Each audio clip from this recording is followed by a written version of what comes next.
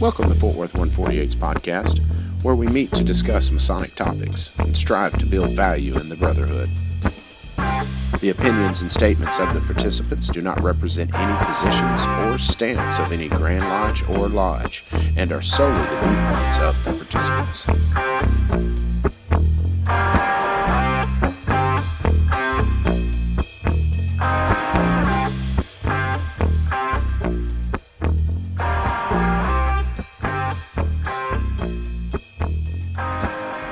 Welcome back to the podcast, brothers. This is Rick Moore, past master of Fort Worth 148. This is Billy Hamilton, senior warden for Fort Worth 148.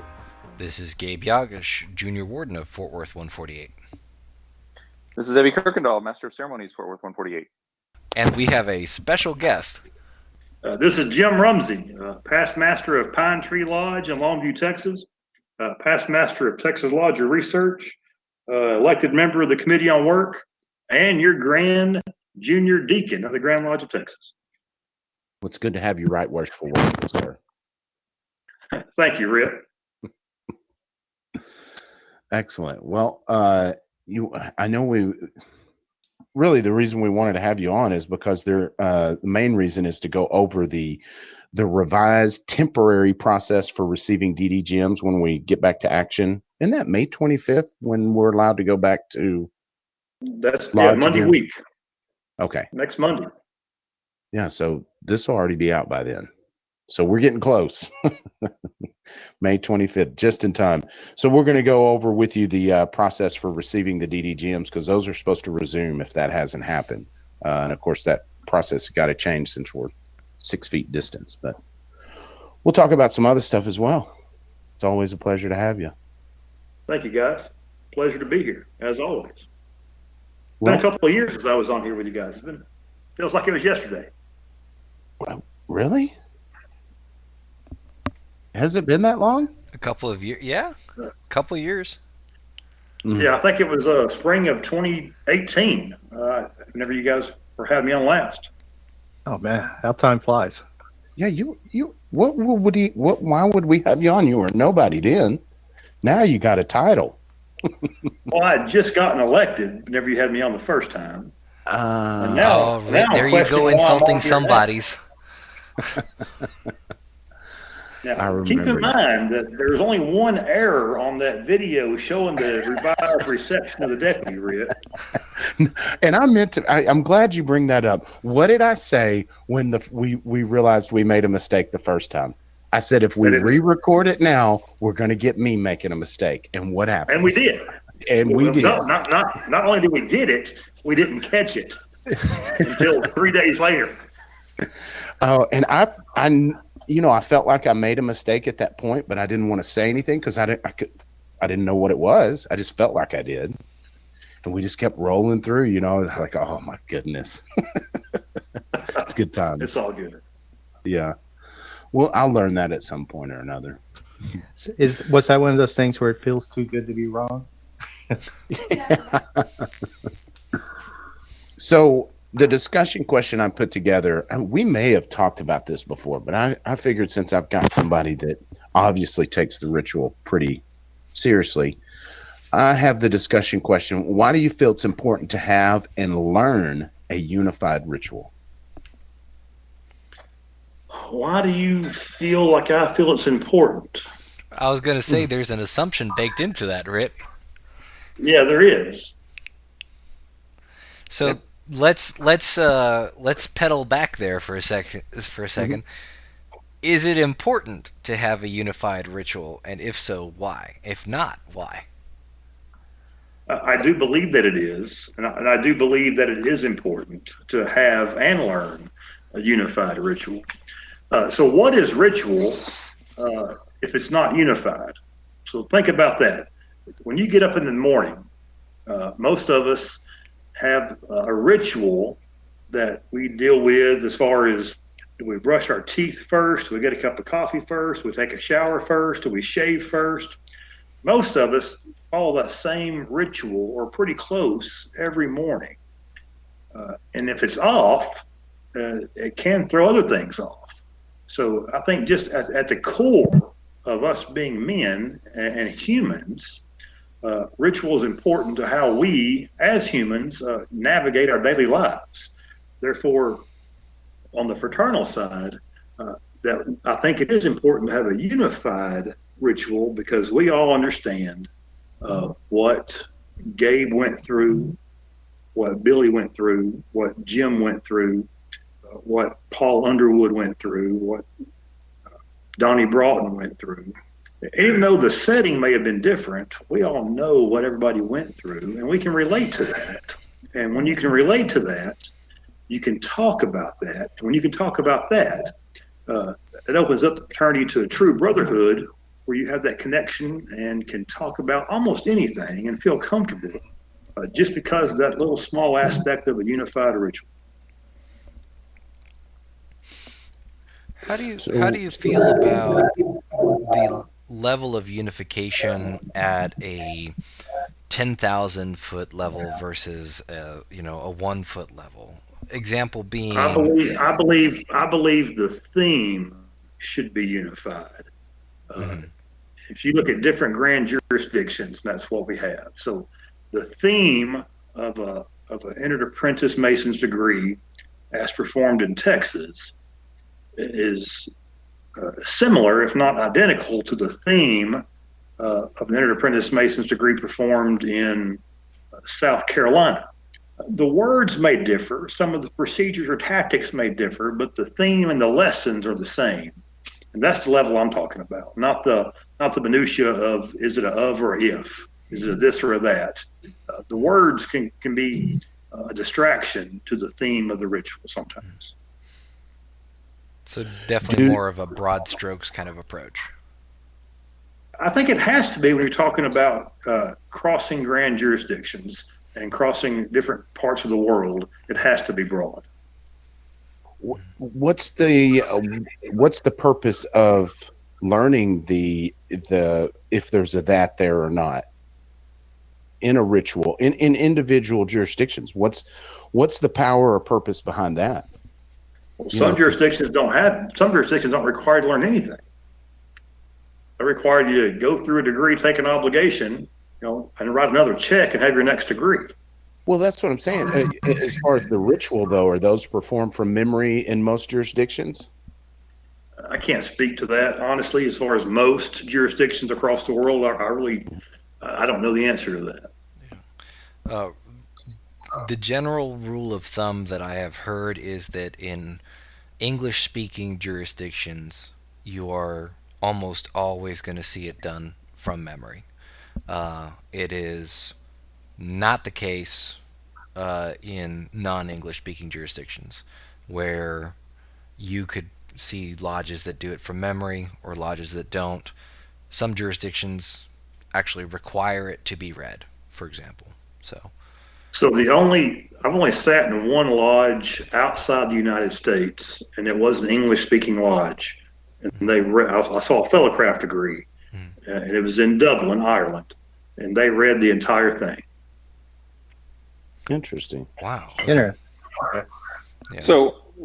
So my question would be, I think, playing off of what Ritz said, is there a real value then to getting into the minutia of whether it's an if or an of within any specific one jurisdiction?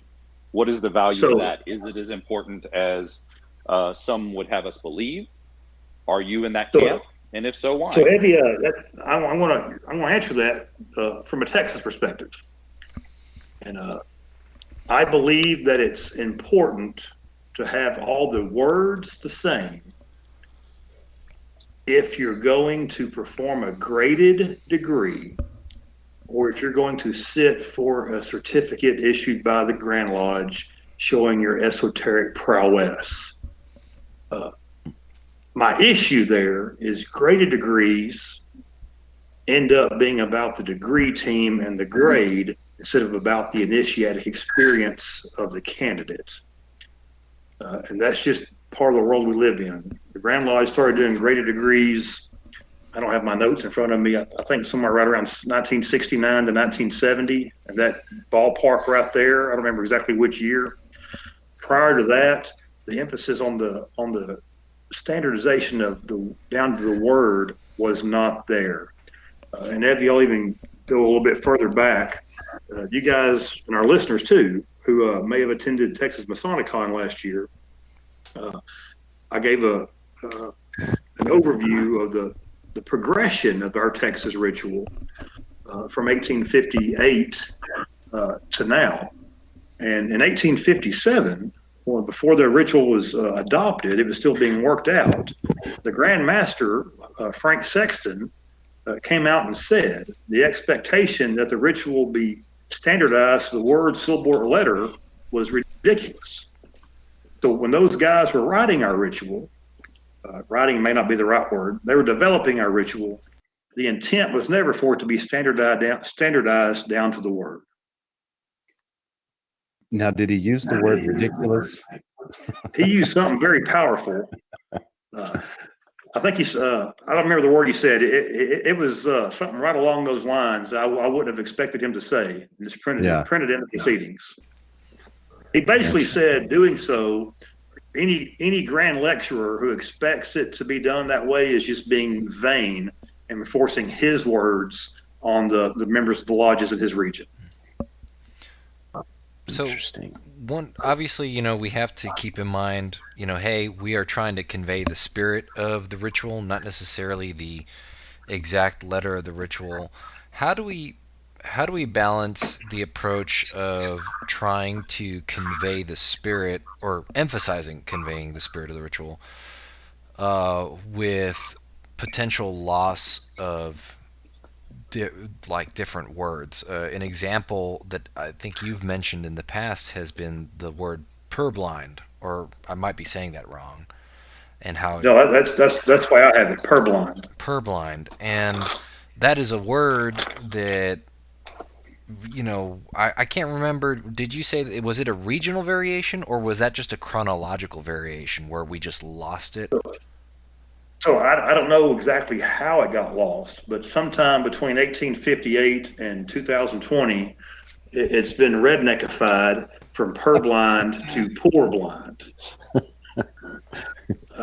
And if you look in the glossary in the monitor, it even alludes to that. It says the actual spelling of it being P-U-R or P-O-O-R has been lost to time, or makes some reference similar to that. I don't have a monitor directly in front of me, but it alludes to that old pronunciation and the old definition. It's got nothing to do with the candidate being poor, as far as not having any money, and being blind, as far as not being able to see. It references him being uninformed or unenlightened, is what the original definition of that is. Right. And so then kind of how do we balance not worrying about, getting everything 100% right versus worrying about loss of words over time, because that just seems like an example of entropy, right? So I don't think you can balance it, Gabe, and here's the reason why. We've got about 65,000 Master Masons and some change in Texas. There's a large percentage of those guys who feel that the minutia is what's important. There's a large percentage of those guys that feel the theme is important. And there's a whole lot of guys that really don't care. So I think that's your balance. Will it ever be just laissez-faire, just, this is how we're going to do it? I don't think so. I don't think in the foreseeable future anyway. I think there's always going to be those guys in the lodge who emphasize word perfect, and we need those guys. Those guys are needed. We also have the guys in the lodge who understand the degree, understand a different component than just the words, and understand the philosophic and the esoteric symbolism and the teachings behind the veil of the degrees. And we need those guys. And then you got the guys who understand the evolution of, well, this is what it meant this is what it can mean to an ancient initiate. This is what it means to a 25-year-old, in 2020. And here's how it got from here to there. Then you got those guys who really don't care about any of it. They just want to do lodge fundraisers and give scholarships and community builder awards. And the great thing about our fraternity in Texas is every one of those people have a place, and it takes all those different kinds to make the lodges and the Grand Lodge work. Yeah, I think that was one of the harder lessons for me to learn, is that all those people are right. They are. They're doing masonry, and there's a place for them. Because our truth seems to blind us to that. What we believe masonry, needs to be done this way. Yeah, I was raised in a lodge. I wouldn't call it a country lodge. It had over 300 members, but it wasn't a big city lodge. But the emphasis was on the ritual and the work. And we did some community stuff, but not a lot. It took me getting out of Longview, Texas, and seeing what other lodges were doing before I had that realization that, wow, they're just as right as I am. We just have different approaches to it. Mm-hmm. Yep. We're too diverse in Texas. In terms of different approaches, what are your thoughts on jurisdictions that have adopted or that allow for multiple types of rituals? There are some jurisdictions that say, hey, we have only one ritual. There are some that say, hey, we have 4 standard rituals. And there are other jurisdictions that just say, hey, a district lecturer is just going to come visit you and make sure you're not doing anything crazy. But then they don't actually have a standardized ritual. No, I am in favor of a standardized single ritual for our grand jurisdiction. It's kind of cool to go to New York or to Louisiana and see the Scottish Rite rituals, but that's a novelty to us, but it's part of their heritage. That's not part of our Texas heritage. So I think a standardized, uniformed, one York Rite based ritual is what I'm in favor of here. That's a good point, though. The heritage of our ritual, because that's our roots.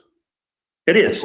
Some will say our ritual is boring, and it may be compared with some other flamboyant rituals, but it's ours, and that we've developed from that. And the Texan in me just takes pride in that, and that's our ritual. That's what I was going to say. Yeah. It may be boring, but it's ours. I love it. Yeah.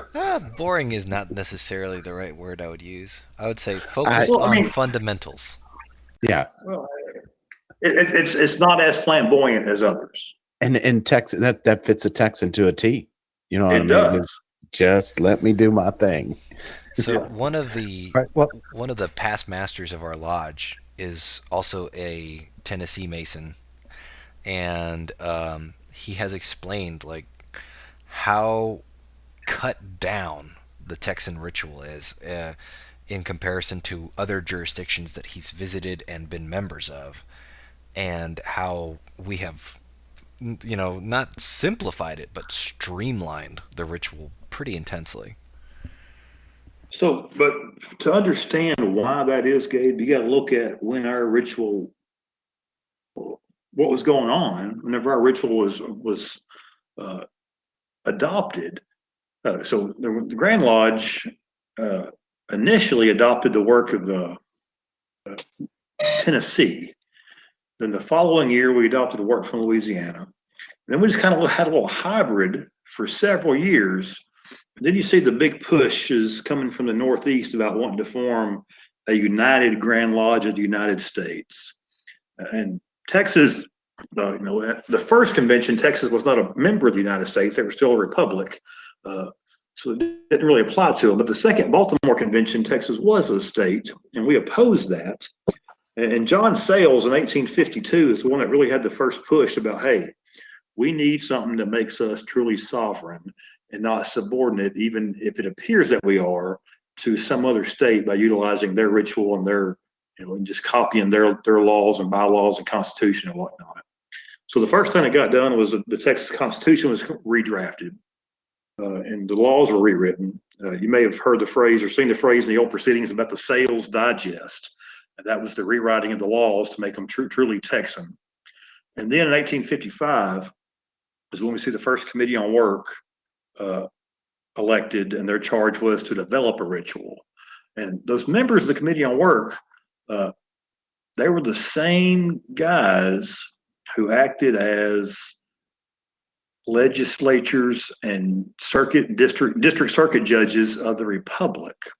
So the ritual we have is streamlined because it was written by a bunch of legislatures, lawyers, and judges at the time that we were becoming or just become a state, and we're still trying to seek some individuality. We'd given up our sovereignty to join the Union a decade before, but they were trying to maintain some bit of sovereignty to our ritual to make it truly Texan. So it wasn't written by the philosophic thinkers or the esoteric philosophers of the time. It was written by judges and lawyers. That sounds Texan too. That's interesting stuff. So I think we have discussed the discussion question quite thoroughly. I think everybody's got an opinion on the why, if they feel it's important or not, because like you said, we all have our place. So before we get chatting about the revised reception of the DDGM, you haven't been on since you've been elected, so you wanted to go over some info with the listeners. Proceed. Yeah, so thanks, Rick. So I got elected in January of 2018. You guys had me on shortly thereafter. I don't remember exactly what month it was, but I'd wanted, not that anyone who had held my position before had done it wrong, not at all, but I looked at the schedule that Right Worshipful Jimmy Henley had, and the numbers that he put up as far as forum attendances, number of forums, and the esoteric exams. So I correlated what Right Worshipful Henley did, with what Right Worshipful Ricky Brown had. And Rick and I sat down and had lunch, and we talked about how he did his schedule and how he formulated his things. And so I sat down and want to take a different approach. So I actually sat down and mapped out on an actual map where the forums are, how many people they drew. Then I went through and started removing the duplicate attendees. So we got guys that may come to 10 or 15 forums a year, and they're getting counted as a new participant each time they show up. So when you take out all those duplicate attendees and look at the actual exam rates, we had some forums that are being done that may have a net attendance of 0 people because everybody there was a duplicate attendee from another forum at some other point during that same year. Yeah. So I really wanted to streamline that.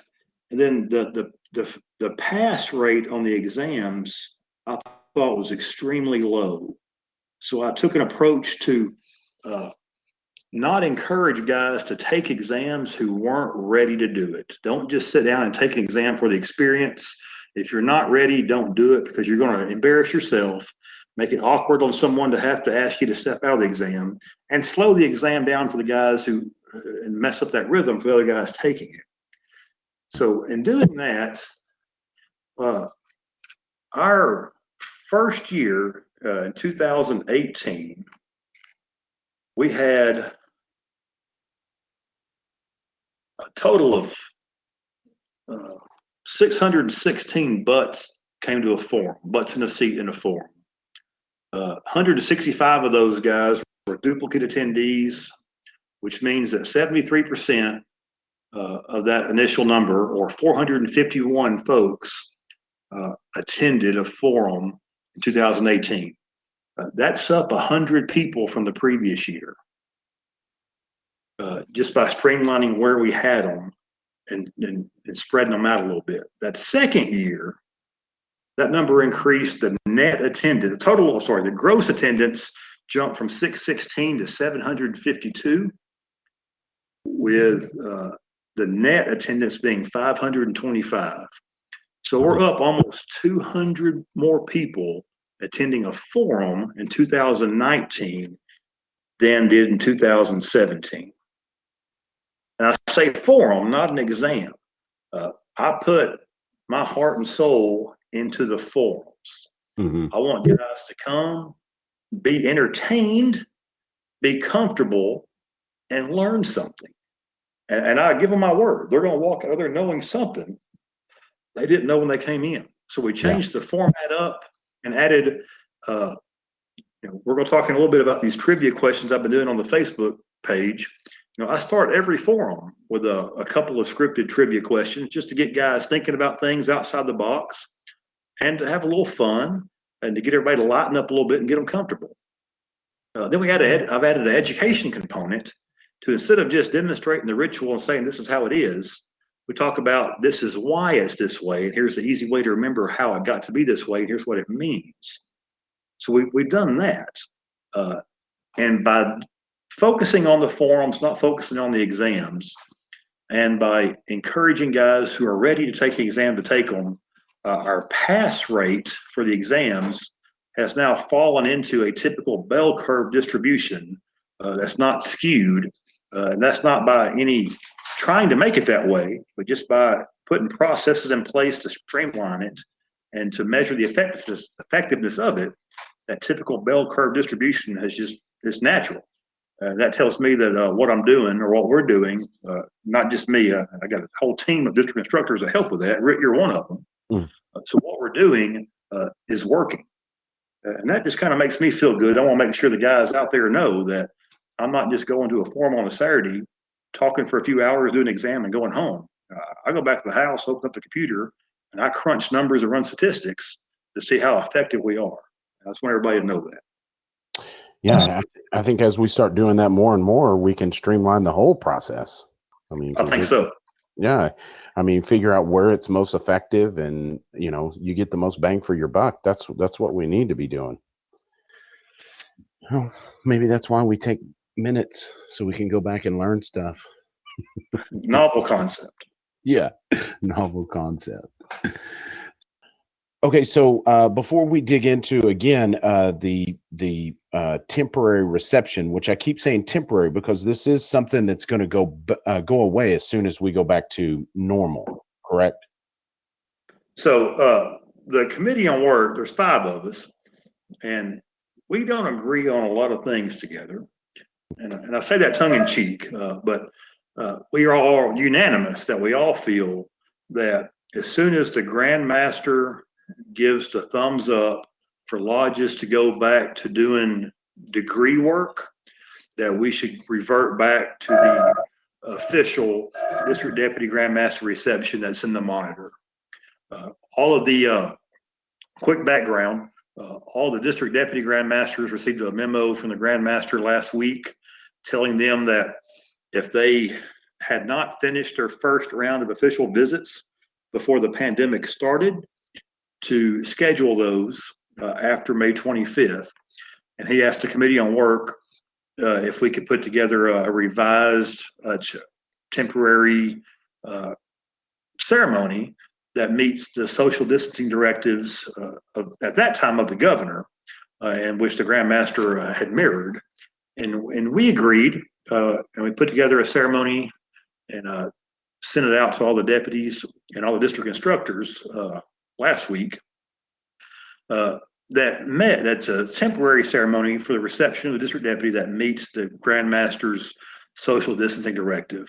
But our belief is that it's as soon as we get the green light to go back to doing degree work, that we'll revert back to the official ceremony in the monitor.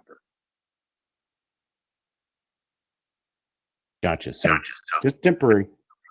But you did make a video about this. How would someone put their eyes on that? So the video was made. It was posted on my Committee on Work Facebook page. And if you can just go to Facebook if you're not a member of that, and just in the search bar, just type Jim Rumsey Committee on Work. It'll pull up the group. It will ask you to answer a few questions. And that group is restricted to Texas Master Masons only. So not to hurt anybody's feelings, but if you're not a Texas Master Mason, don't try to join because you're just going to get a rejection from me. I pull the roster out, the master lodge roster, Grand Lodge roster, and verify everybody's membership before I accept them to the group. And on that group page, since this pandemic started, we had the cessation on doing forums. I wanted to put something together that kept the guys' interest in what we're doing as far as in the ritual. So I put together a series of videos. So there are now 14 videos in that series, and the alternate reception or the temporary reception ceremony is the 14th video, which is preceded by the 13th video, which is the standard reception. Gotcha. Easy peasy. So you want to give us the rundown? Because it's quite simple, very logical. You keeping in mind that we've got to keep 6 foot apart. So with that in mind, I mean, it's actually very easy to remember if you want to walk us through the revised temporary process. Absolutely. So I'm not going to go through the entire ceremony, but I'm going to highlight the differences. That's okay, Rick? Perfect. So the first difference, well, let me say this. The lodge has to be open on a Master Mason's degree. District Deputy reception has to take place in a Master Mason's lodge. If your lodge wants to conduct its business in a fellow craft Mason's lodge or inter-apprentice Mason's lodge, it's encouraged and empowered to do so. But you got to open a Master Mason's lodge for the reception of the deputy. And after he's received, then you can call down to the subordinate lodge. But it has to be a Master Mason's lodge. So the lodge opens after the entire opening ritual is completed. The deputy makes his exit from the lodge room. Traditionally done after the pledges to the flags, which generally happen after the opening ceremony is completed, but those are optional technically, so there's no requirement to pledge the flags, so I can't say you leave after the flags were pledged. But deputy leaves, the alarm is given at the door, and it's the first, and the deputy is announced by the Tyler and then announced by the junior deacon. The first deviation from the established ceremony that we see in this temporary ceremony is that the master is going to stand and gavel the lodge up. He will omit that phrase in his instructions that say the brethren will form 2 lines. We are not forming 2 lines for the reception during the COVID-19 pandemic. The master will gavel the lodge up. Everyone will remain standing at their stations, places, or seats during the reception ceremony. Second change, or second deviation, is that the lodge has the option to utilize the deacons and their rods in the reception ceremony. So they can use them or they can't use them. And the lodge is the sole judge as to whether or not they're going to use them or not. If the lodge is not going to use them, the master would omit that phrase from his instructions also. So he wouldn't say anything about forming 2 lines, and he wouldn't say anything about the deacons repairing to the door with their rods. The deacons should only be used if the lodge room is large enough and configured that the deacons can maintain 6 feet of clearance between everyone, including the deputy and the escort, during the ceremony, and they feel comfortable doing so. If they're not comfortable doing it, or if the lodge room is too small or too cramped that they would be within 6 feet, they should remain at their places. And if the deacons remain at their places, the rods stay in the holders and never get brought out, and the deacons just stand there like everybody else. The third deviation is only 1 escort instead of 2. So where traditionally we would have a senior escort and a junior escort, now we only have an escort. And that escort would take the place of what would be the senior escort. So everything the senior escort would do in the established ceremony, the escort does in the temporary ceremony. The fourth change is the escort does not touch the deputy.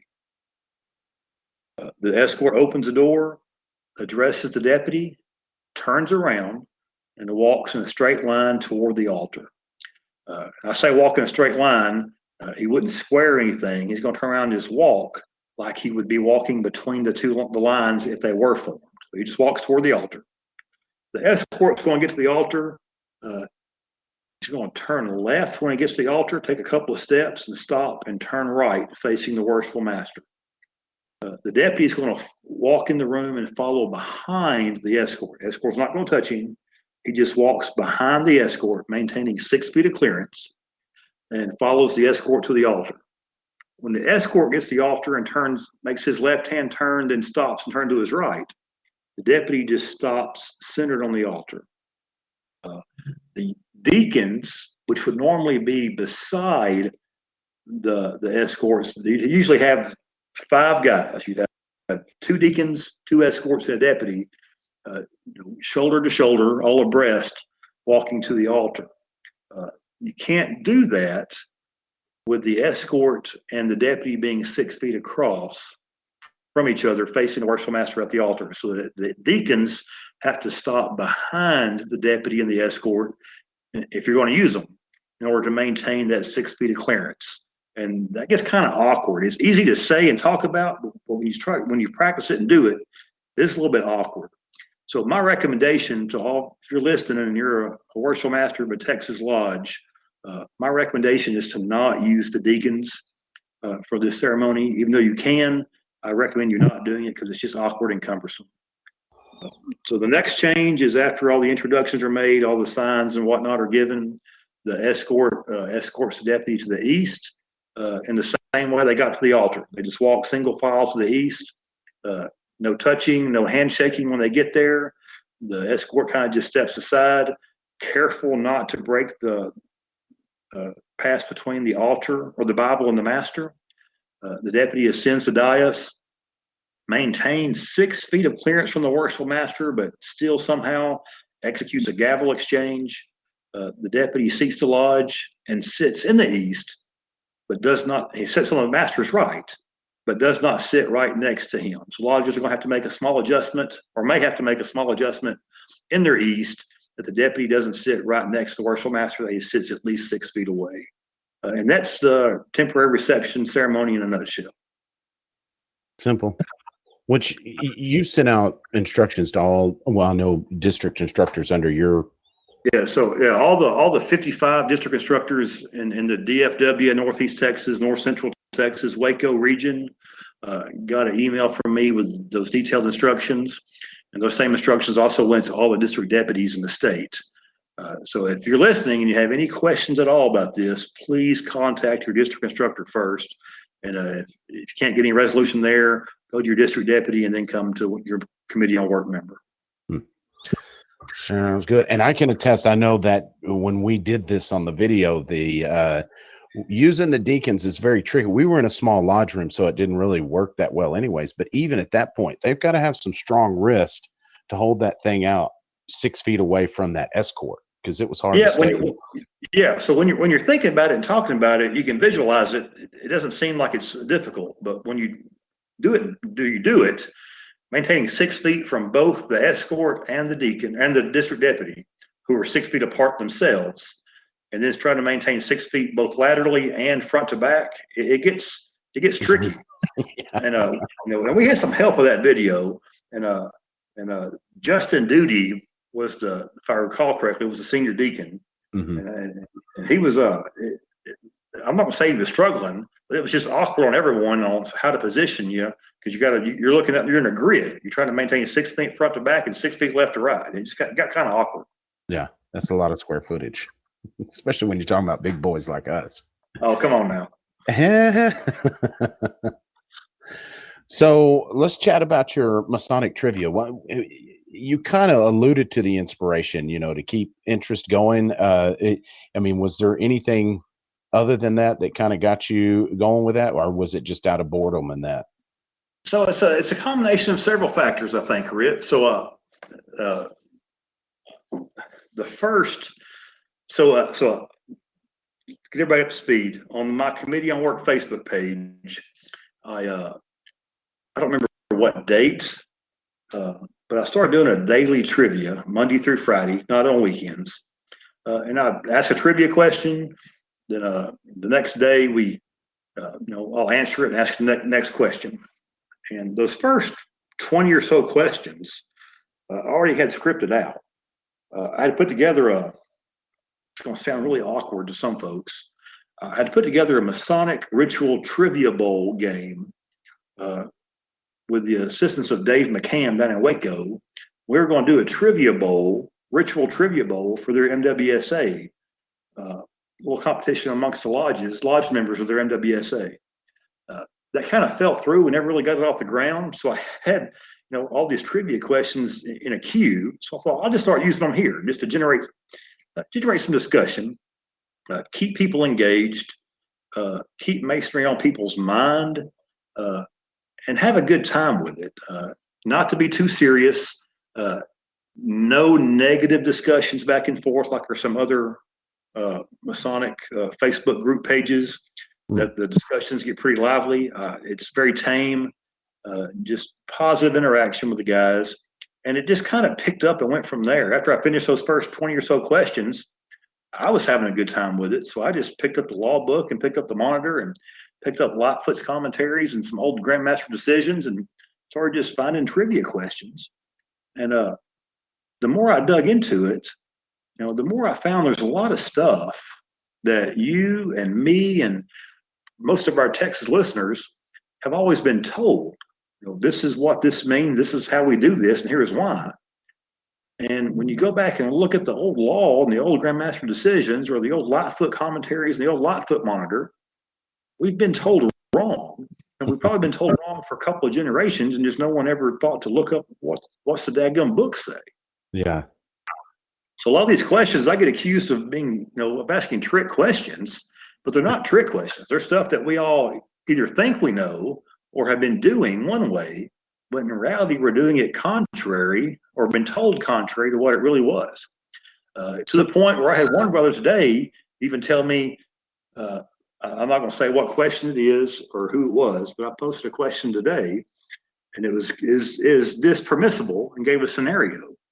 And that brother said, well, that's the way I did it, so I sure hope it's permissible. But if I've learned anything from this stupid game, it's that I don't know anything.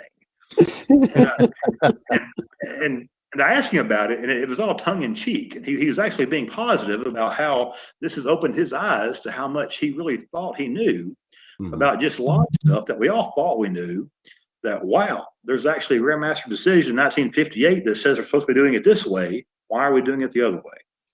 So it's now turned into a challenge for me to find questions that challenge, the folks that are participating. And we get, anywhere from 100 to 200 people vote on any particular poll question. But I'm going to be honest with you. I mean, I'm having a good time researching these trivia questions. I'm learning from these trivia questions. If I saw some of these questions posted that I didn't look up, I wouldn't have answered them correctly. Oh yeah, there's no way. Yeah, I am the farthest thing from holier than thou. I mean, I'm an average guy who's been told the same things we've all been told. Yeah. So I'm going to be completely transparent and honest. Now, I would have gotten a lot of these wrong, but it's the process of learning through it that I think. So my point is, if you're having a good time and you're interacting and you're keeping Freemasonry on the forefront, that's my intent. If we learn something, that's a bonus, but we're just here to have a good time on these trivia questions. And I'm going to wrap it up. We get set back to work for stated meetings on May 25th. The trivia questions will come to an end, I think, on June 1st, which will be the 50th question, and that'll be the end of the series on those. So, Well, Jim, maybe we can coax more out of you. Go ahead, Billy. so I was looking at one, and I wanted to clarify just to see if I understood correctly.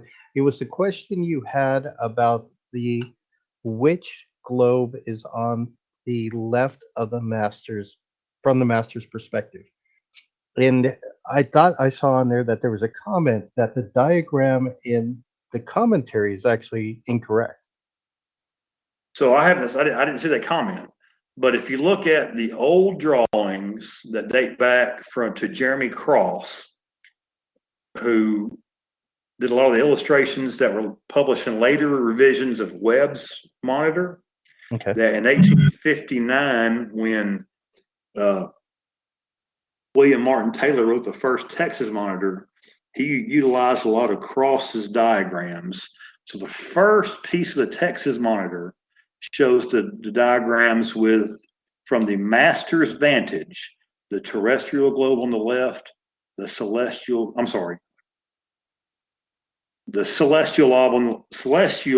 on the left, the terrestrial globe on the right from the master's vantage. I didn't look at Lightfoot's, but the Taylor monitor has that. The Taylor Hamilton monitor has that, and the current Texas monitor has that all the way through from 82 through the 2017 revision, which is what I have, and they all show that. I really thought the Lightfoot manual has that as well. If you'll give me 30 seconds, I got one sitting on the table about 15 feet from me. Let me go look at it. Okay. Well, the point I was trying to make though is it looked like even the diagram that we have as an example was incorrect. So the official diagram is one published in the current revision of Texas Monitor. That's what we have to go by. Mm-hmm. And that's from the master's vantage, the celestial globe on the left, the terrestrial globe on his right. Okay. You don't sound satisfied, Billy. Well, because I thought the answer was that the candidate should have the celestial globe on his right, which I guess would be the master's left. No, that's correct. Okay. But that diagram, though, that shows the winding stairway, Billy, shows it from the candidate's perspective, not the master's perspective. So okay. So it's going to be opposite of what the master sees is opposite of what the candidate sees, which is the diagram depicts the globes and the stairway from the candidate's perspective. Okay, so that may be where the confusion is coming in, is the diagram is shown from the candidate's perspective instead of master's perspective. I have this fear I'm not making sense here. Well, it makes total sense to me because I can see the picture in my head, because in the monitor it seems like it has the candidate and what would be the senior deacon at the bottom of the staircase, right? That's correct, and that's from the candidate's perspective. And the question I ask it intentionally from the master's perspective to make people think about that drawing has to be backwards. Yeah. Okay. Yeah, so you would be looking at it from the other end of the other end of the room. All right, Billy, I'm going to move on now. All right, you sound quasi satisfied now. So Billy, I just picked up I went into the other room and grabbed my book of Lightfoot's commentaries. And there's not even a diagram in Lightfoot's commentaries about that. Okay. Now in Lightfoot's manual, it shows the typical columns, globes, and stairway, but there's nothing in the commentaries about it. Okay, I may have misread it or picked up something incorrect. Didn't you see the post from Pete Norman? Mm-hmm. I did. I saw your response too. Yeah.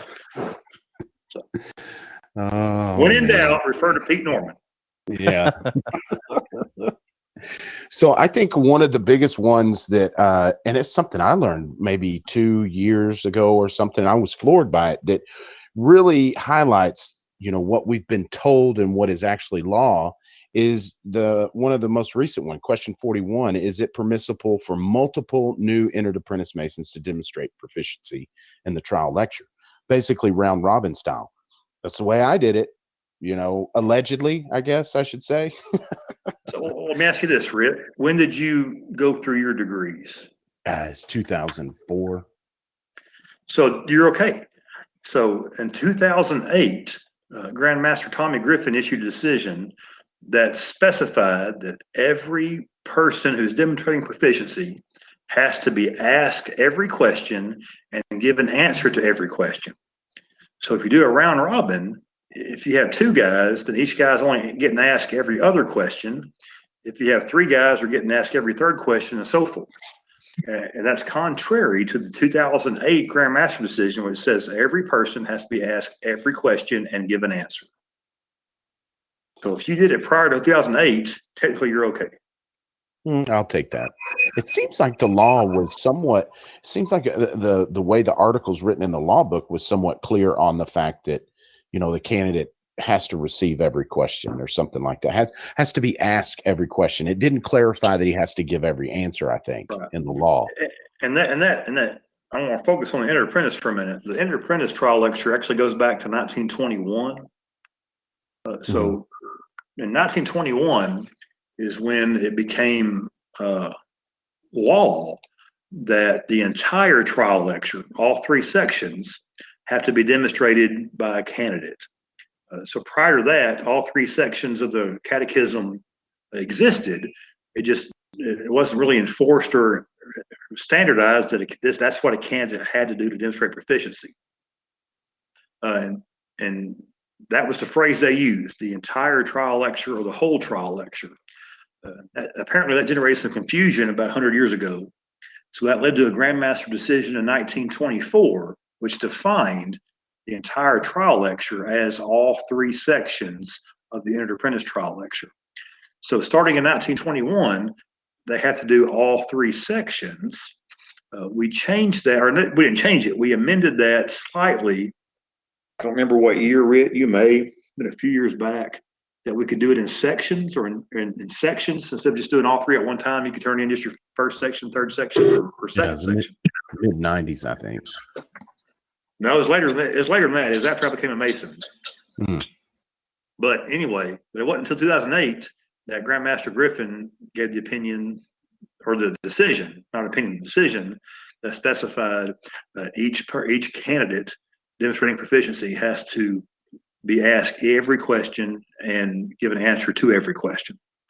In Grandmaster decisions, a lot of our readers or viewers may not understand. Grandmaster's decisions are different from Grandmaster's proclamations.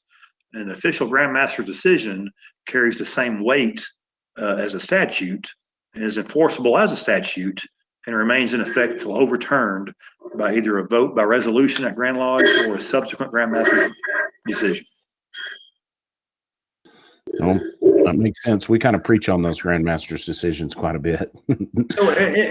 So, I mean, in all reality, if you want to take a legal look at it, our book of laws is the law, and the Grandmaster decisions are basically the case law or the court opinions on those statutes, and both are enforceable. No. The clarifications of the law. Yeah, and when you read them, they make sense like that. And of course, we do ratify that at Grand Lodge too. So that is voted on by the Grand West, the Grandmaster's. It is, and the Grandmaster's report. Yeah. We approved the Grandmaster's report, which has all that in it. No, but I did find that interesting that it wasn't quite 50-50 on the answers of that one of yes and no, is it permissible? But it was pretty close to show how widespread that is. And I know a lot of folks are out there kind of like, I've done it that way, but I don't think it's legal. I've heard, you know what I mean? So it's much more common. And no one wants to throw their lodge under the bus. Yeah. And I mean, it's not like you're going to have Form 1s flying for this, because we've got to admit it and talk about these things, and get better from it. Yeah. Admit our shortcomings, learn, and let's put a plan in place that makes sense to move forward and do it right. Yeah. I mean, because no one person can know that whole law book. It's a volunteer organization. We don't get paid to know that stuff. So I like the number 40 that you did too. And this is where I think you get accused of doing trick questions. The plumb, square, and level are first introduced and explained to a candidate in which degree. And I know in my mind, I immediately go to working tools. So I think we all did. I did as well. But this is where my eyes have been opened to the full form, or what some folks call the long form, lectures of all of our degrees. So I learned, whenever I was a young Master Mason, I learned the long form Master Mason's lecture, which details, all the emblems on the Master's carpet and all that stuff. Mm-hmm. But never learned or never heard anyone give the full form Entered Apprentice lecture or the full form Fellowcraft lecture until several years later. there's a lot of information that's contained in those full form lectures that the candidate, it's intended for the candidate to understand as part of that degree, and we just don't do it anymore. And one of those is the plumb, square, and level. And we all immediately go to the fellowcraft degree because those are the working tools of the degree, and there's an explanation given, at the end of the degree, which is in the monitor, about what those working tools mean. But if you look at the full form lecture of the entered apprentice degree, the plumb, square, and level are first introduced to the candidate as the immovable jewels of the lodge, and there's instruction given, explanations given as to why they are. Yeah. So that's the first time that the plumb, square, and level are introduced and explained to the candidate, is in the entered apprentice degree, not the fellowcraft degree. No, and I think it's so, because I know at Grand Lodge I get asked all the time, why are the wardens passing off their jewels? And it's like, yeah, those jewels don't move from that spot when that lodge is That's open. right. And we learn that as EAs, but that's only if you read the monitor, Well, now that's the way it is now. And several lodges, and my home lodge is one of them. We don't give you a monitor at all. I mean, not till you're a master mason. So, several lodges give monitors to entered apprentices, and several don't. And some lodges never give a candidate monitor. Period. He's up to his own to learn that it exists, and then buy one, and then figure out how to use it and what it means. And that's that's kind of discouraging. It's kind of cutting the candidate's experience short a little bit, because all that stuff that we don't talk about anymore in those degrees are still part of that degree, and they shed light on things as he moves forward. Now, the Masonic philosopher in me, the esoteric ritualist and whatnot, understands that you don't fully master the entered apprentice degree until you've had all three degrees, and you can sit back and look in retrospection the lessons of the degrees that tie into each other. So an entered apprentice Mason can never truly master the entered apprentice degree, but we shouldn't cut him short and not give him all the tools he needs to understand as much as he can before he progresses to the next degree. No, I think at the very least, the glossary and the monitor, which I had a monitor in my possession, but never looked to see if there even was a glossary until years after there's words in there that mean different things than charity's the perfect example. Charity, yeah. It's a different meaning to us as Masons when we're saying it in our ritualistic context. And you would never know that if you didn't have the glossary of our ritual and our, the way the words are supposed to be used. So it's an invaluable tool for sure. So number 10, that was really the only one I got in on, and it sucked me in. I laughed about it because it was one that, you worded perfectly to where I was like, yeah, I got this one, and went in and clicked yes. You put a candidate may elect to take his obligation on the book of his choosing if his religious beliefs are not supported by the Holy Bible. And, that's a battle I've fought quite a few times throughout my career as a Mason, especially in the earlier days. So I was like, oh yeah, that's true. And of course you throwing a look at the numbers on that one. So 226 folks said true. Yeah. 61 said false, and the answer is false. Yeah. And I think the answer that I gave on that question, I think I put it in something along the lines of, the book on my nightstand at the time was the Autobiography of Benjamin Franklin. And if I'm an entered apprentice candidate and I show up at your lodge on Thursday night to receive an entered apprentice degree, and I bring the Autobiography of Benjamin Franklin with me, are you going to let me take my obligation on it? No, but what constitutes? Is there are we going to use our best judgment there, or are we going off of major text? So I don't have it all in front of me right now, so I'm going to paraphrase this next part, if that's okay. Yeah, please. So on the petition for the degrees, the guy the man answers three questions. Do you believe in God? Do you believe in the immortality of the human soul? And do you believe in the divine authentication of the Holy Scriptures. So a candidate's religious beliefs have to meet those three criteria. His religious beliefs have to believe in a God. It has to be that that liturgy of that religion has to have a belief in the immortality of the human soul, and that the Holy Scriptures of that religion have been divinely authenticated. Benjamin Franklin's autobiography has not been divinely authenticated.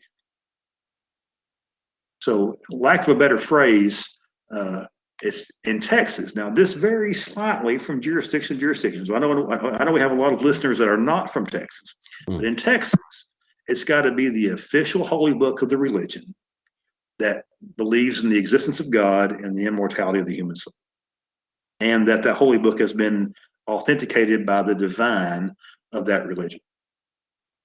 So like a clergy or something like that? Man, I'm going to say use your best judgment on that. Gotcha.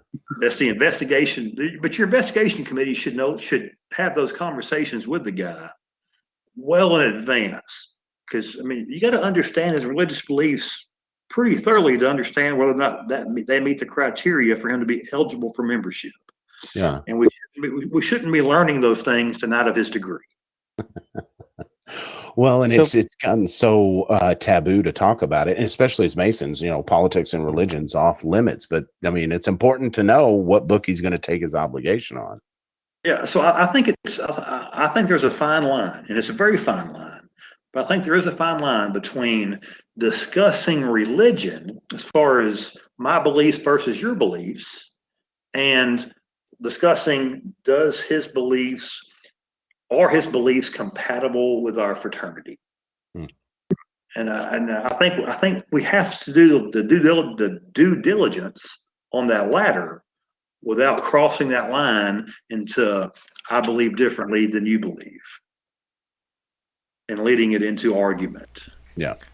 So there is a slight variation of this. I know this isn't actually the discussion question itself, but it reminds me of a talk that we had sometime, I guess about a year or two ago, when we were doing some research to try and figure out if a candidate is of a belief that uses another holy scripture like the Tanakh or the Quran.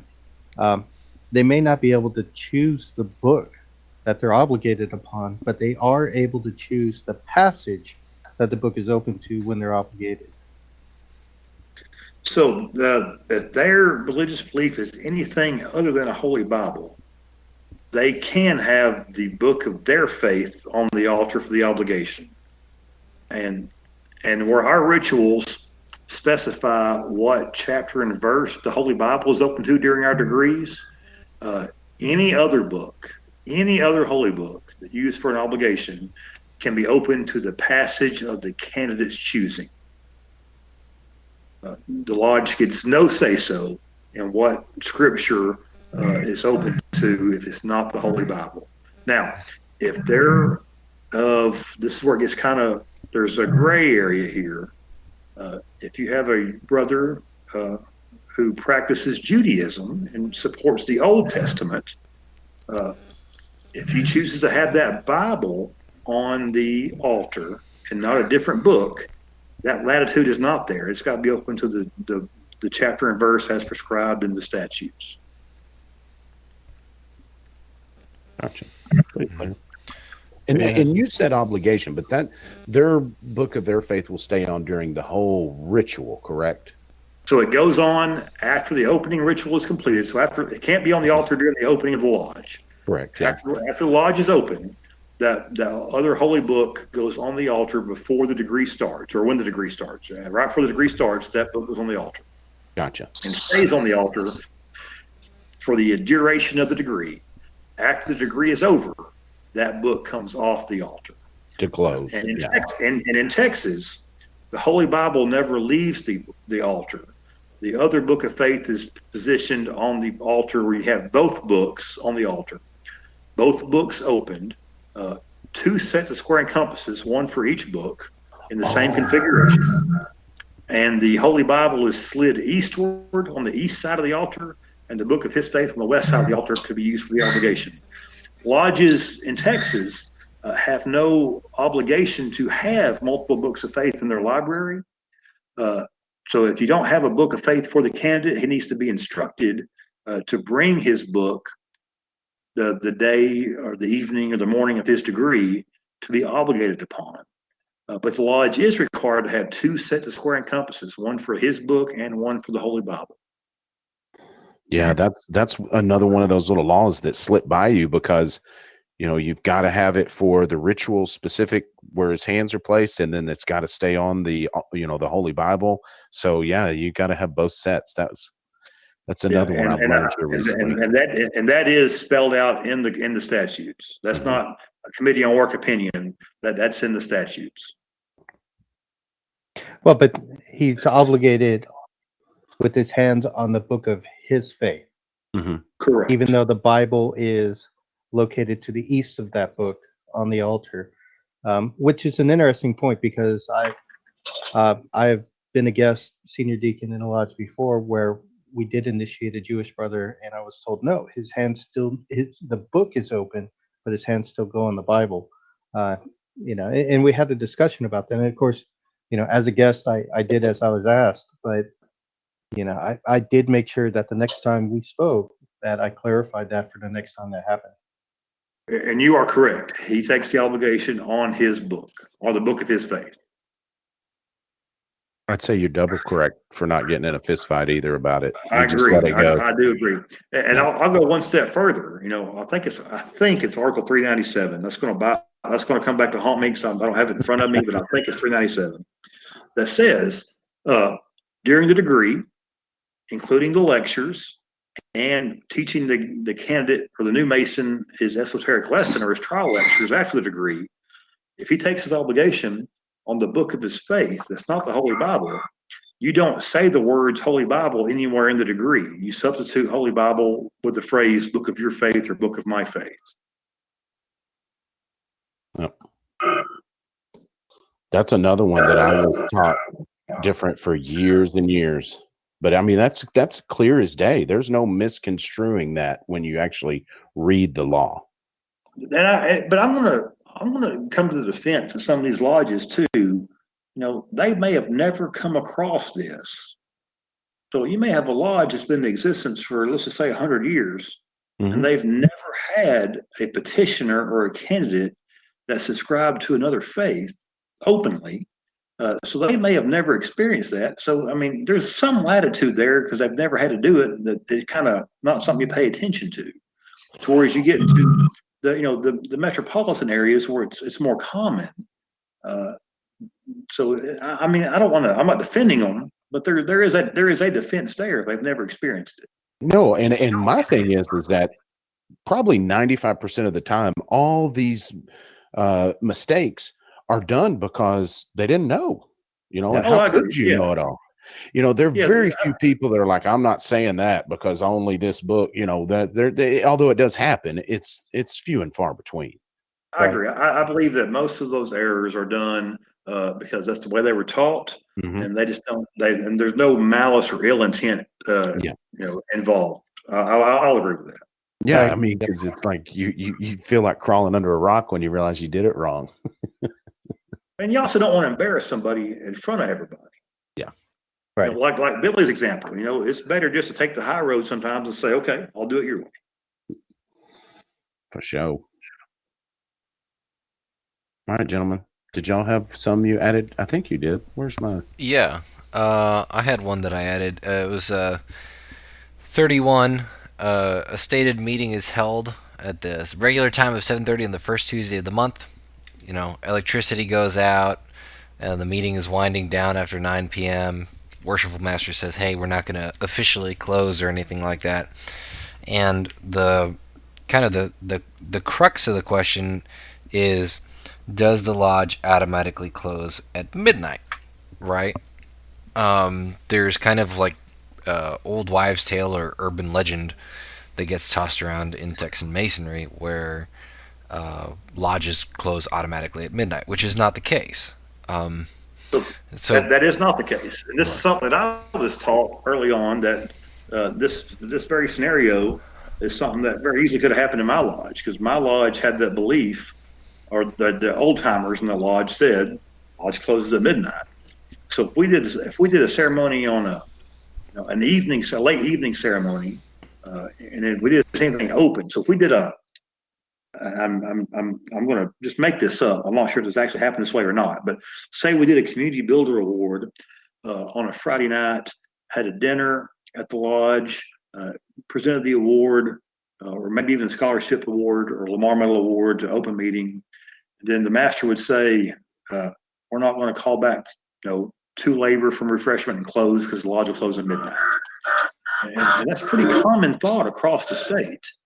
But our statutes simply don't support that lodges automatically close at midnight, with 3 exceptions. There's 3 times that a lodge does close automatically at midnight. The first time is if it's on a Saturday night. You cannot conduct any business after midnight on a Saturday. Okay, so no business conducted on a Saturday after midnight, so the lodge closes then. If the next day is not a Sunday, but is either December 27th or June 24th, either the St. John's days or Saints John Day, then the lodge automatically closes. Any other time, there is no prohibition to conduct business after midnight, period. Now, the premise of that question was that someone said the lodge has to close at midnight because stated meetings are held on a Tuesday, and after midnight it becomes Wednesday, and we can't meet on Wednesdays. And that was the premise of that question, which was false. Lodges do not close on midnight on Tuesdays. Now, there are some other thoughts on that, that on the actual scenario that was given, that the lodge would have closed as soon as a quorum of members was no longer present in the lodge room. And I'm of that belief. So if you don't have a quorum to conduct business, you don't have a lodge opened anymore. At Grand Lodge, we have to establish a quorum before we can open Grand Lodge. And if you guys will think about it, we have to get a report from the Credentials Committee to ensure that the quorum is still met prior to every vote we take or ballot we take. So some argue that you got to have a quorum to open a meeting, but not a quorum to maintain a meeting. Then there's some that say, well, you got to have a quorum to maintain a meeting. As soon as that quorum is no longer there, you no longer have a meeting. So I'm not going to debate that with anybody because I really don't know. I know what I think is right, but I don't know the answer to that. So, but for the answer to the question is, lodges do not automatically close at midnight. I remember there was a long discussion on there about, does the lodge automatically close if it was open prior to midnight on a Sunday? Would it extend? Because there was, I guess, almost like a debate over the actual spelling of the law. Does it mean you just can't open a lodge on Sunday for the purpose of conducting business, or does it automatically shut down at midnight? And my understanding on that, Billy, is you can't have any lodge opened except for a Lodge of Sorrow on a Sunday, unless you're going to open a Master Mason's Lodge specifically for a burial. So if you have a Master Mason's Lodge open for a stated meeting, you can't call it to refreshment on a Saturday night and call it and then call it back to labor on Monday to finish that meeting. It would have closed. Yeah, and Jim, just to clarify, it's your assumption about the quorum is correct, not necessarily because of a quorum, but because of officers present. So the actual wording of the law that you're thinking of specifies that if the worshipful master, both wardens, all past masters of the lodge are gone, it can't be opened, and if it's already opened, it's automatically closed. Yeah. So it's not necessarily based off of the 357 quorums, but it's based off of officerships. If you legally have established in your laws what a quorum constitutes, it seems like there's a lawyer could tell us if that quorum's broke, if that meeting's still in session, because all kinds of. I think about a board of directors. A company, all kinds of shady things could happen if a quorum wasn't there. So it seems like you establish a quorum in order for business to be done. If it's not there, it's not met. But that's a whole nother discussion. That's what I love about these trivia questions, and the law itself.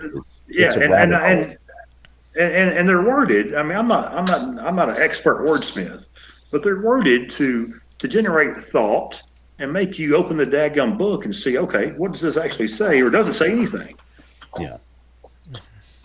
Well, I think it's also interesting that if you did have lodges automatically closing at midnight, let's say hypothetically you had that Tuesday meeting, dinner went long, the meeting went long, there was some hot heated debate or something, and the lodge is open until all hours of the night. Well, would that automatically mean that at midnight that they would have to reopen at 12:01? That the lodge magically closed while they're in the room, and then at 12:01 suddenly they have to say, "Oh, stop! We've got to reopen the lodge because it's after midnight." And Evie, I would argue that we have a statute that says once a stated meeting is closed, it cannot be reopened.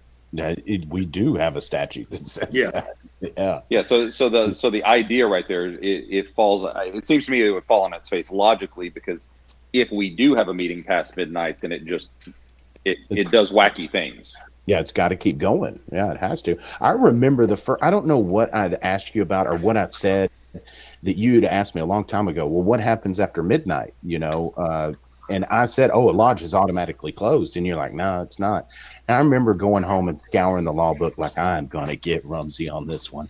And just don't feed a magpie after midnight. And I'm looking at the quorum requirements. The way that the law is phrased, it would seem that the quorum is only, the way I have it, the quorum's only required to open the lodge. Yeah, but see, I think that would fall under like a general legal statute. That if you establish a quorum in order for a meeting to take place, I mean, that's like, what are you going to do if a quorum isn't there? You can't vote on anything.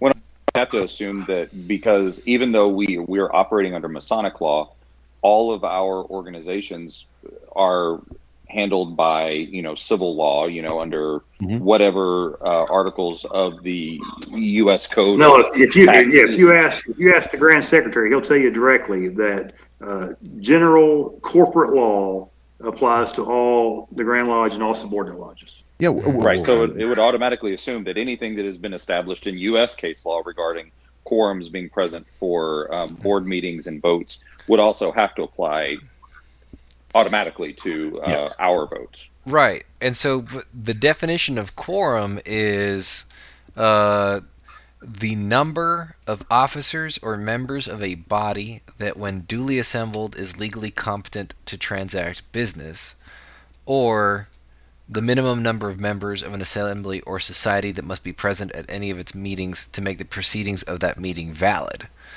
So I would argue the meeting is not necessarily closed. You can still have the meeting remain open. It just is the transactions of the meeting are invalid, but the meeting itself is still ongoing. I guess you could say that. That's splitting hairs, though. It is splitting hairs, but it's kind of a fun exercise to say, like, okay, like disregarding the practicality of it, like how can we twist this up as much as possible? Well, but if the purpose of the meeting is to do business, and the business can't be conducted, then that would presuppose that the business is now done, and the meeting serves no purpose after that point. All right. So, hey, Gabe. Yes. So I want you to go in the law book, go from Article 229, which what you were referencing a moment ago. Mm-hmm. Go to 333. 333. Hold on one second. It says, at stated meetings, after the opening, after a quorum being established, you can proceed with the order of business. So that would imply if there's no quorum established, you cannot proceed with the order of business. So wherever that quorum's broke, Yeah, business stops. it's at stated meetings after the open of the lodge, the order of business. This is true. So, and so that I think the distinction that I'm making though is the ability to conduct business versus open or close. And I So, think hang on, but we're talking about, hang on, but we're being specific about a stated meeting, which is to conduct business. That's the only reason for a stated meeting is to conduct business. Otherwise, a meeting shouldn't go over unless you just start late. Yeah. If you did an 11:30 degree. So if you break a quorum, you cannot continue with your business. You don't have a lodge opened anymore. But how many lodges actually open a stated meeting for the purpose of conducting a degree? I've never seen it done in Texas. Yeah, I think that's kind of my point, is that because Rit just referenced like a degree going long or something like that, but we're talking in that particular article, it's only stated meetings are, so a called meeting for the purpose of doing something else besides the stated meeting doesn't fall under that particular article's jurisdiction.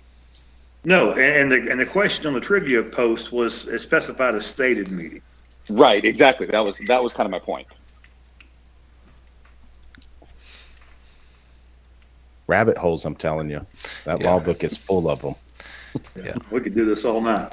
Yeah, and again, that's delving into the practical versus the letter of the law, and so I think in most cases, like, we understand like functionally how things should probably go, you know, but there's a little bit of rules lawyering involved, I think, which I think that's half the fun.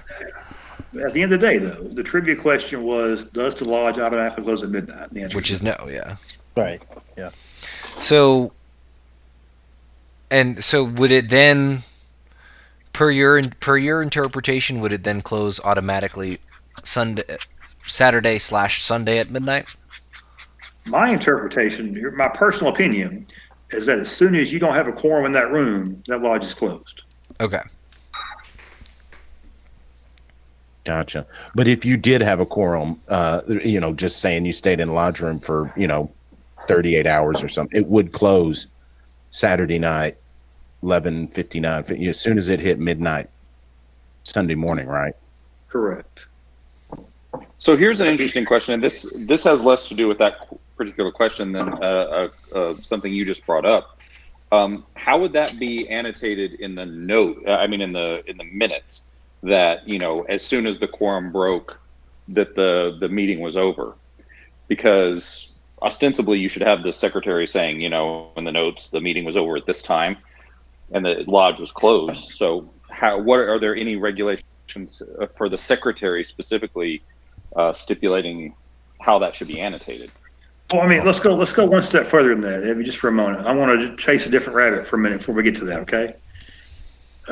What's a quorum for a Master Mason's lodge? 3. Article 229 tells us it's 3, right? 3 Master Masons who are members of that lodge. Right. So let's take that for a moment. Let's say that there's only 5 guys at the meeting to begin with. 3 of them are members of that lodge, or 2 of them are visitors. If one of those members of the lodge leaves, you now only have 2 members of that lodge present and 2 visitors. So you have the number for a quorum, but you don't meet the definition of having a quorum because you don't have 3 Master Masons that belong to that lodge present. Now, can one of the visitors pro tem a warden station? Absolutely, they can. And you can have the indispensable numbers still met, but you don't have the 3 members of that lodge. Therefore, you can't do anything. So an entered apprentice degree or lodge or a fellowcraft lodge is a little bit different, because it just requires, for entered apprentice lodge, it only requires 1 Master Mason of that lodge to be present. So you could have Billy Hamilton present at Fort Worth Lodge and 6 visiting EAs and have a quorum to open the entered apprentice lodge. Oh, yeah, because there's only 1 master, 6 EAs. It doesn't specify they got to be members, because they can't vote anyway. They Well- can't vote anyway. Yeah. So my question, I mean, so think about that. If the master is the only master mason there, can you conduct business? Because no one can make a motion, no one can second a motion, and he's the only one that can vote. Right. Well, Mm. and there's a further stipulation there that he would have to be either an installed warden, worshipful master, or past master. Otherwise, you couldn't even have the meeting to begin with. And that's why I used you as an example. So you're the senior warden of 148. Mhm. But think about that. If you have that, there's no one to make any motions because the presiding officer can't make motions. The presiding officer can't second motions unless it's an election. So you can't even conduct business with a quorum present if that were the case. And that's Yeah, a rabbit hole that just dawned on me. Well, that sounds like something that just didn't get cleaned up when we transitioned back to being able to open in an EA. I think so. Yeah, I mean, because I didn't even think about that. Yeah, prior to 2000, you always had to open a Master Mason's Lodge first, and you had to have 3 Master Masons or 3 members of the lodge present first. Yeah, that's interesting. That really, adds more reasoning. Like I said, I just thought about that. So that's what a midnight podcast conversation will do for you. Yeah, well, I mean, in that lens, because I'm a big fan of calling down as opposed, and you're the one that really brought the light to me that if you need to go to refreshment and you're opened in an EA the optional way, you can't do that. There's no, You cannot do it. yeah, there's no going to refreshment in an EA. So if you open your stated on that and you, for whatever reason, need to go to refreshment, you're up a creek. So what's interesting about the example of the 3 master masons with 2 visitors is if you're one of the master masons that's a member of that lodge, God forbid you have to go take a bathroom break because you shut down the lodge. Yeah. Well, that You was can't kind of leave the my, room. and that was kind of my question about like how it gets annotated in the notes that something like that happens, or excuse me, in the minutes, because that would be an important factor. If the secretary is, so I go home and suddenly the quorum is lost in a Master Mason's degree. How is that getting annotated? What is the process for back annotating it?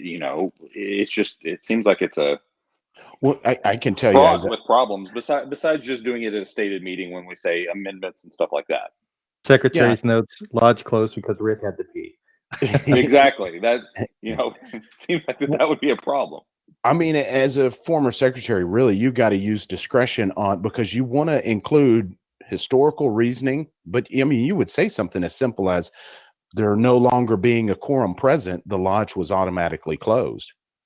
Yeah, I am a current secretary, and I would say this, I wouldn't say anything derogatory to anybody, but you also want to preserve it for if someone wants to look at our minutes 100 years from now, you want to know what happened. And hey, this random scenario actually did happen here at this lodge in 2020. Yeah. And I would just say something along those same lines Rich said, due to accident circumstances, a quorum no longer being present, the lodge was closed. Well, And you would just leave, you would leave out lodge closed in due and ancient form because it wasn't closed in due form. It was just closed. yeah, and I've read in old minutes to where they've referenced, after a heated discussion, this or this took place. So if that was the reason somebody walked out, you might put something like that in there, something appropriate. But yeah, you don't get derogatory in your minutes. You're impartial. You're just recording history. But that would be interesting. So to answer your question, Evie, I would say in the most astute yet polite manner possible. Gotcha. We'll get you trained up to be secretary just yet, Abby. No, sir. No, sir. Don't even. No, I knew you were going to go there. No, sir. Yes. Welcome to the dark side. Do you feel the impending doom? I feel very attacked right now. Just like a huge sense of cosmic dread. Billy, I think you had a question you wanted to go over real quick. What was that one? Right. So this one, the reason I bring this up is because only one person answered correctly. So I thought we needed to discuss it here. And it was question number 30. In the installation ceremony of a lodge, the worshipful master is charged to be obedient to the government, the Grand Lodge, and to his brethren. What emblem in our degrees is a symbol of obedience? That's And the I whip.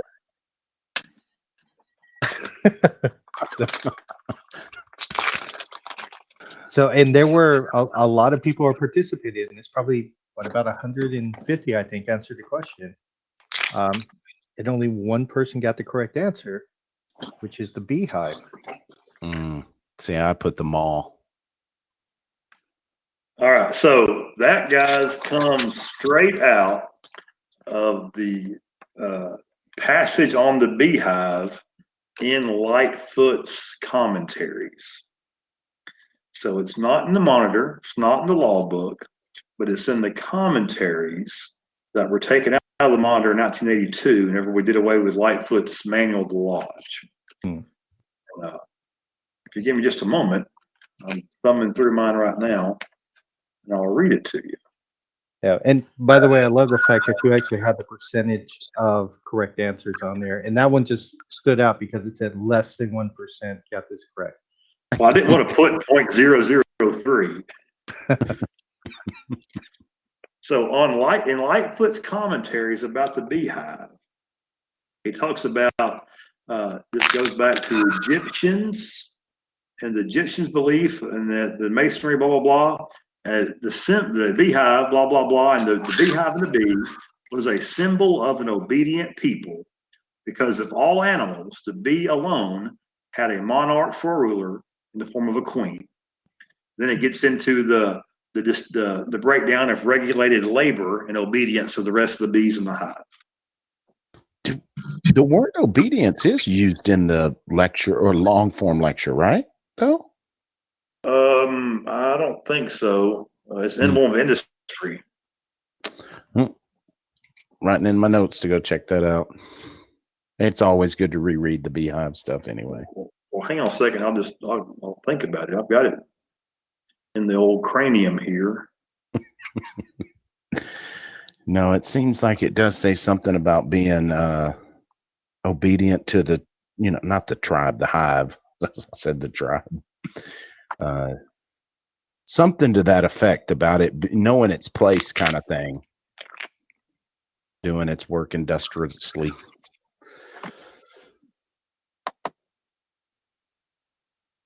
So why you think? I'll just kind of wrap this up if I don't interrupt you. But I was going to ask in the form of a question if this was going to continue, and you've already said there was an end date to the trivia, and I get that. There's no way you can keep up with it day to day, but I would ask and implore that, when you find this stuff out, throw it out there for us. You know what I mean? And there's going to be, it's going to stop. I mean, there's the trivia question number 50 is going to be where it stops as far as the daily trivia. Now there may be a little nugget thrown out every once in a while. Several guys reached out to me privately and said, you really can't stop it once you start it. Because you've generated, the interest has been generated, and I don't want to say it's become the normal, but I mean, it's just part of what we do now. And that goes a different direction, Rick, because the use of teleconferencing software, the use of social media has replaced a lot of what we did even as recently as 2 months ago in the lodge. Our members are still getting together virtually and enjoying some sort of fellowship while conducting the business that got to be conducted. I don't think that we're going to be able just to flip a switch and go right back to just everything being face-to-face in person without utilizing the technology we've become dependent upon in the last 2 months. If anything, I think it's never going to go away. So I think that the stuff like the Facebook group with the Committee on Work that I operate, with the trivia and the videos, it's not going to be every day, but I think the expectation is there societally to utilize those platforms for everything moving forward. I don't think what we do is going to be any different. The expectation is still going to be there. Yeah, and I would implore anybody, because we all find out new things that's like, man, I should have known that for a long time. And then they kind of keep it to themselves. there's no reason why anybody can't create a trivia poll on the, Texas Freemasons page, whatever it may be, and share what they find out, to be truth in our law, because there's a lot of misconception out there. And it's not just in the law, but in just in everything in general. Yeah, that's true. Well, you are talking to the guy who hosts his own law podcast over there in Rittenmore. So, of course, he has a little bit of a bias in this, I think. Well, and that's what I loved about the trivia questions is, you come walking into something like, yeah, I understand the law pretty good. And I didn't get more than half of those right, just without looking up anything, just from what I had in my head, there's well over half of them that I didn't get right. And it's like, there's a lot to learn. The more you know, the less you realize you do actually know. And I also think that there's a really interesting interconnectedness to the law, like how many of these articles depend on other articles as their support and kind of props it up from a trivia standpoint, if that makes sense. No, that's why I keep saying rabbit holes, because then those laws are connected to Grand Master's decisions that are connected to Grand Lodge proceedings that are connected to, it's such a rabbit hole. I'll give you a great example of that. If you look in our monitor, it says circumambulation scriptures that are read during the degree may be given by the worshipful master in the East or his designee. What does that mean to you? That the worshipful master can appoint anybody to read those scriptures. And if you just read it, the monitor, if you just read that, that's what you get from it. You look in the statutes, there's nothing addressing the circumambulation scriptures in our statutes at all. So you would just think, okay, the master can can designate someone to do it, anybody he wants, and we're good to go. But if you go back to 2008 and read the actual resolution that was proposed and hear the discussion behind it and find out what the intent of the author of that resolution was, you'll find something totally different. That the intent of that was not for the master to simply pick anybody he wants to do it, but that someone who could do it who is a friend or a family member of the candidate who was not otherwise participating in the degree could read those scriptures. That's what was voted on. That's not the language that got put in the monitor. So what would that be legally binding, the intent of the law, though? I mean, because isn't what's actually codified in the law? So the monitor is not law. The monitor is not law. The only thing in the monitor that can be construed as law, Rit, is that section in the entered apprentice degree for candidate preparation, because that's incorporated by reference in Article 127. So nothing else in the monitor can be enforceable by law except for the candidate preparation. So everything else is just, and here's the big difference on that. The statutes are put together by the jurisprudence committee. The monitor is put together by the Masonic Education and Service Committee and the Committee on Work, not the lawyers. So they just put in what they think they heard, where the statutes have that extra level of scrutiny where the lawyers go through it and make sure what's in there is legal and binding. The monitor is not the case. So if you go to try to say you're going to try to police our ritual, how would you police our ritual if it's not written anywhere? And you can't. But the Committee on Work teaches that no member of that who's taking part in the degree who already has a job can take that part upon them to read those scriptures or recite those scriptures. And I never understood why we teach that way, but the monitor says otherwise until I went back and read what was actually proposed in that resolution. What we actually voted on back in 2008 was that specified a family member or close friend who's not otherwise a ritualist to have a part in the degree. That's a prime example there why it's important not to just look at the statutes, but also the decisions and also the proceedings, to read those resolutions as we voted on them and see the discussion back and forth about what the intent of them was. Without that intent, you can't understand what's published in the book. Yeah. It's intriguing stuff for sure. So, guys, you got anything else before we wrap this up with the quote of the week? I say quote I of just the think week. we should have a drinking game for Masonic law. Somebody, Gabe, get on that drinking game. Oh, you do not want me to write the rules for this one. Anytime Jim Rumsey is right, we take a shot. And we're all dead. So I'm not going to comment on that because that can either lead us to being sober all the time or dying of alcohol poisoning very shortly. Because the word right is subjective there, right? That's correct. Take a shot. Oh, Jiminy Crickets. All right, gentlemen, the quote I got for this episode is by Bruce Lee, which this is something that's always kind of been at the back of why I practice ritual. After a long time of practicing, our work will become natural, skillful, swift, and steady. And I thought that was fitting. I mean, to me, it's important to practice that stuff because, I mean, we are imparting something profound. And it goes a lot better when it does seem to flow. Agreed. Gabe, you want to throw some contact info out and we'll wrap this bad boy up? Sure. Folks, if you would like to learn more about our podcast and our lodge, you can visit us at www.fortworth148.org. We are at Fort Worth Lodge 148 on Facebook.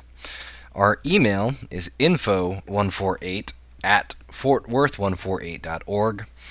And keep your eyes posted for an announcement from the Texas Masonic Con staff. We're going to make an announcement that will come out either by the time this episode is released or shortly after this episode is released. So take a look at your emails, take a look at our Facebook. I won't elaborate right now, but you'll hear from us soon. You'll hear from us soon, exactly. All right, gentlemen, it's been real. It's been fun. So it's real fun. Go ahead, Billy. actually, and I do have a comment, Jim. We're going to see you in about a month because you are actually part of the installing team for Fort Worth 148 this year. Oh, yes. So That is correct. I'll be doing the installing marshal part. So looking forward to seeing you in about a month's time. Back to business. All right. All right, gentlemen, this has been fun. This is Rip Moore signing off. This is Billy Hamilton signing off. This is Gabe Yagish signing off. This is Evie Kirkendall signing off. And this is Jim Rumsey signing off.